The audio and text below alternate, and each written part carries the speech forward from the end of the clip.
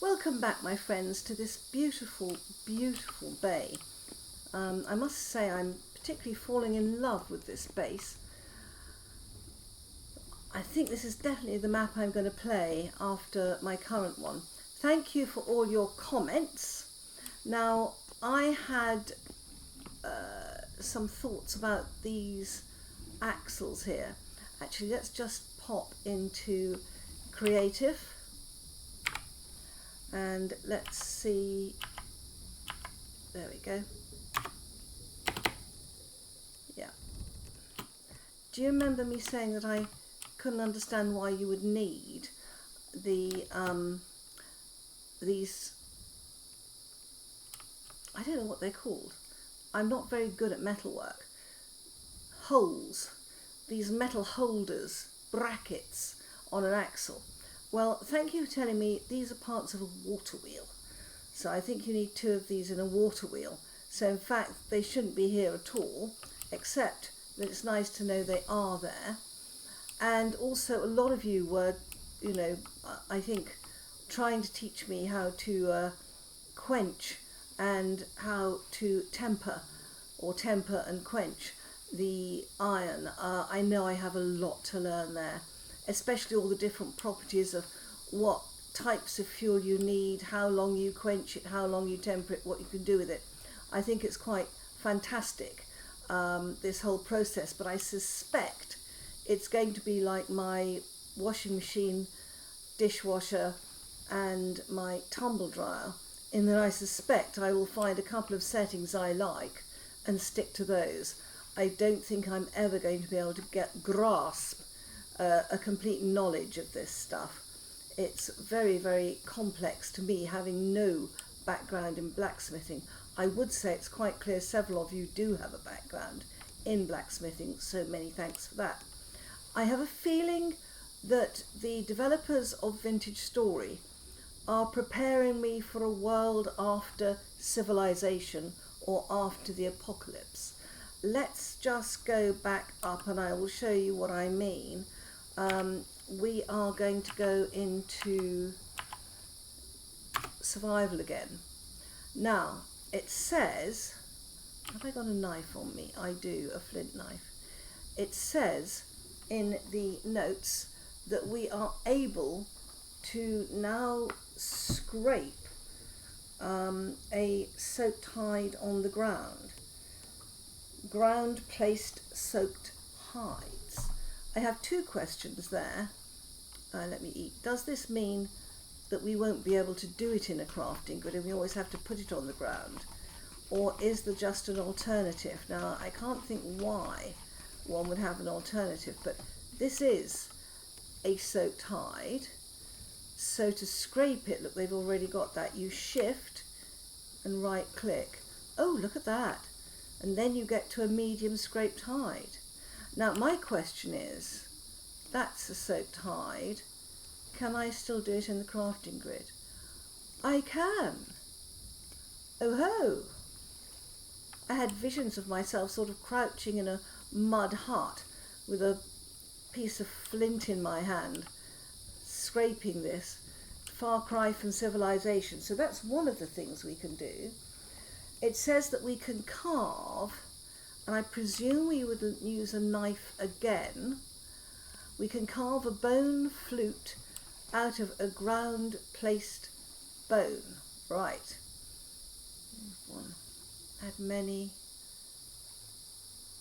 Okay, so I think that is shift and right click. Oh yes, look at that. I have a bone flute. Fantastic. That's absolutely superb. Okay, let's put the bone flute on the ground. All right, let's put it in our inventory instead. Any elks? No. I am making a joke. I do know that you cannot call them unless they're tame. It also says that we can smash ore chunks on the ground using a hammer.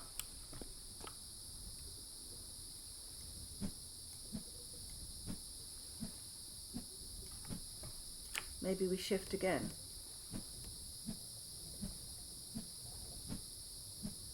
Oh, it's silver and quartz. Aha! That's not going to work, is it? Right. I tell you, I have learnt so much in this. Right. Let's go for steel. Why not? All right.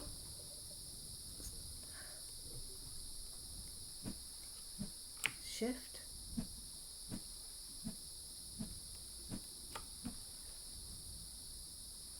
Any ideas, guys?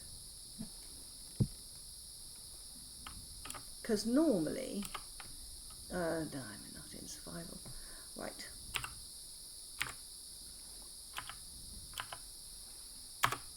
So, normally we would put it in here, we would put a hammer over it, and we would get 5 of those. So, let's place this on the ground. There's nothing stopping me getting these 5. And I have to hit it with a hammer, and I will use steel because it's in quartz.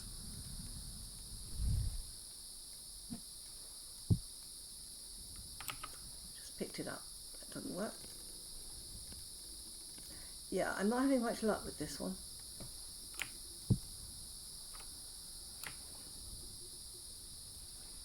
It's not giving me any hints. Oh, yes it is. Must be placed on a harder surface. Oh. Okay. So what surface do we think is a harder surface? What about a copper sheet? I doubt if we could put it on that. So obviously this travertine, ashlar blocks I think I was on. This is travertine rock. Will that do it? Yeah, shift. Oh. Oh wow, did you hear that? Very nice. And can you hear? Look, there he is. 2, 1, 2, 3, 4. That's at least 4 insects caroling to me. Well, that's very nice. We like that.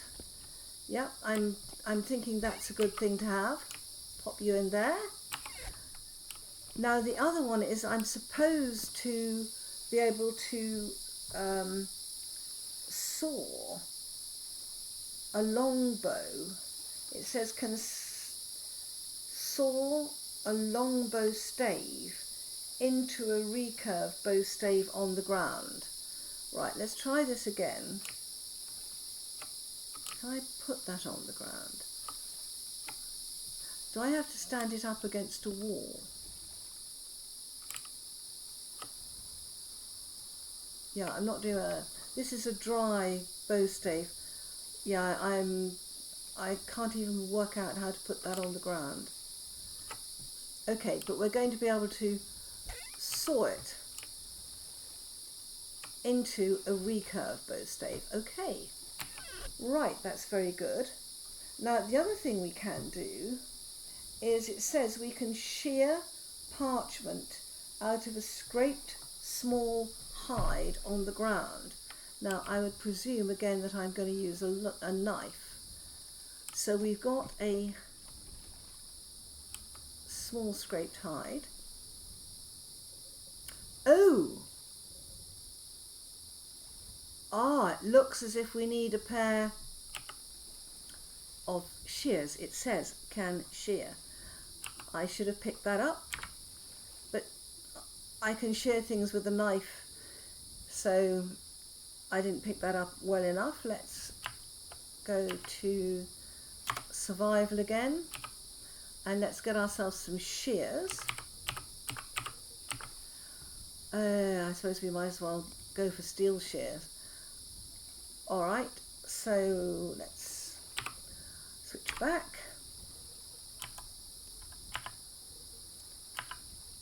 Okay, and then this is a small hide and we're supposed to be able to shear, and this is shift and right click again. Oh wow.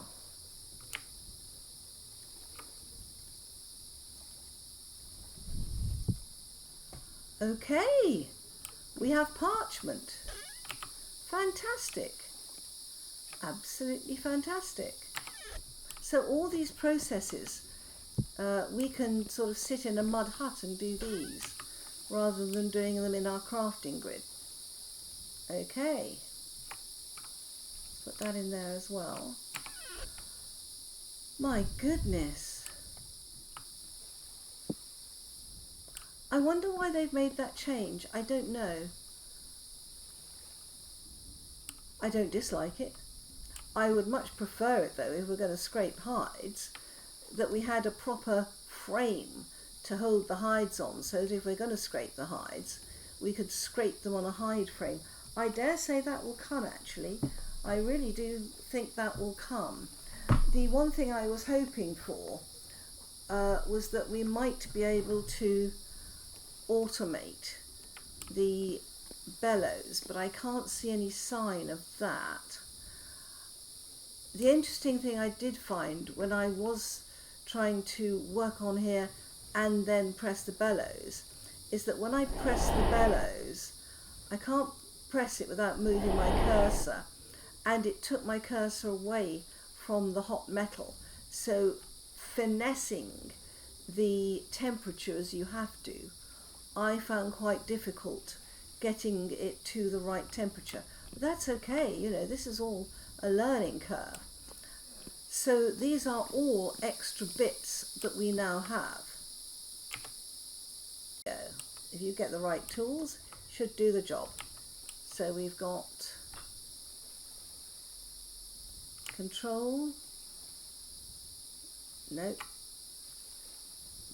right, I am left click, that doesn't help, that's because I'm in the wrong place. Try that again.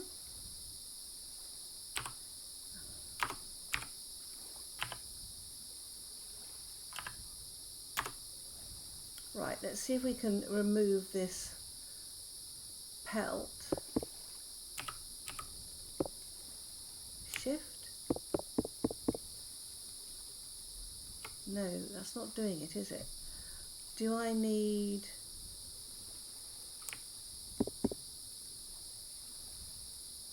axe?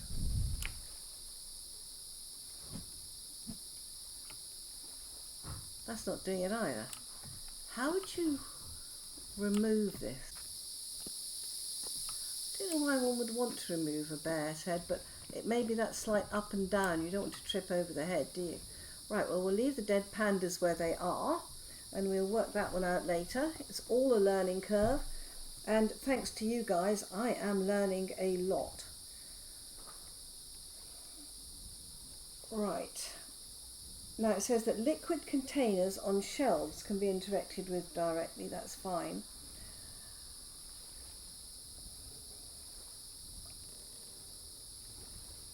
And some good things is that stick, cattail and papyrus piles now hold 2 to 3 more items. Every item is a blessing early in the game.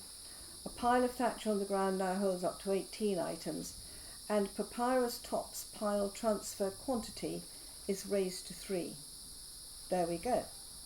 So all that is extra things. And I think there's a lot of sort of balancing that's going on at the moment. The other thing I noted is that improvised armour now requires rope, and I'm quite anxious to have a look at that. So let's press H. We've got improvised body armour. It was previously just a knife and firewood, and now we've got dry grass, which is fine, and 3 coils of rope. I don't dislike that. I think that it does make sense to me that something actually holds it together. So it's a little bit of extra work to get the rope, but I think that's fine. So that's a little bit extra, which I think will look good and feel good that you've actually got it held together with rope. So I think a lot of these balances are pretty nice. the other one is that we can't any longer grid craft stuff from hot items. So I think that means that previously I've always put hot weapon heads or tool heads into my crafting grid, added a stick, and it almost immediately cooled it, which basically was fine. But now we can't do that. We really have to cool them down before we add the shaft of the weapon. And again, I think that's all a very, very sensible point. So I think that's perfectly acceptable. I don't think there's anything that is giving me too much problem. Oh yes, the grid crafting ceiling recipe in favour of other world methods. So we can't now put a food crock in our grid with a lump of fat and seal it, or beeswax. You have to, I think, hit it on the ground with the fat or the beeswax.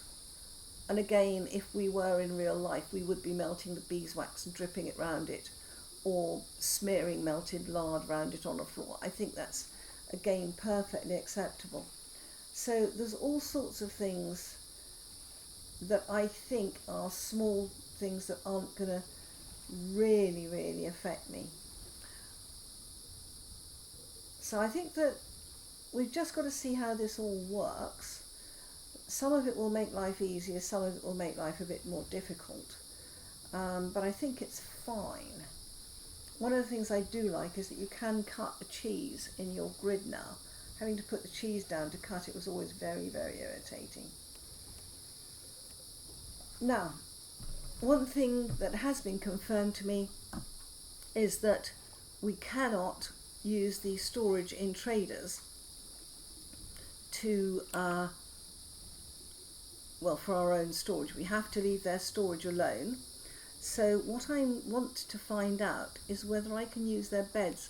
I would suspect not, but I'm going to go once more into game mode 2, and I'm going to see if I can find my nearest trader and see if I can use their bed. Right, I'm at the trader. It's a different trader. Now what I want to see is whether I can sleep in their bed as we always used to. Oh, we can. Oh my word, that's a surprise.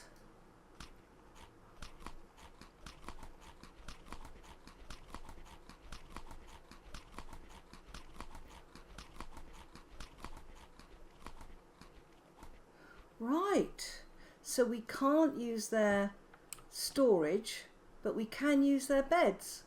That's great, actually. I'm very pleased about that, because listen to the sound of this. So my friends, a few more additions to the game, which are called quality of life additions, and a whole bunch of dead pandas. I hope you've enjoyed this little episode. If you have, leave a like, consider subscribing to me, and I hope I see you in the next episode. And thank you very much for all your comments. Bye bye, my friends.